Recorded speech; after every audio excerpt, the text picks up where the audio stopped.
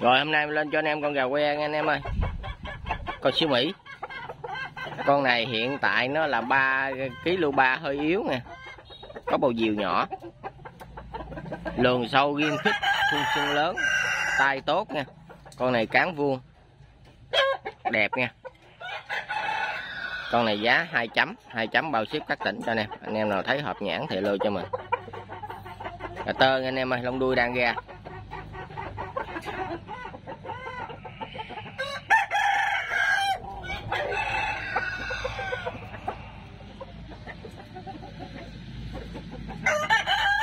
Kg 3 hơi yếu, có bộ diều nhẹ, lườn sâu ghim khít, khung xương lớn, tai tốt, cán vuông. Con này giá 2 chấm bao ship các tỉnh cho anh em. Anh em nào thấy hợp nhãn thì lôi cho mình.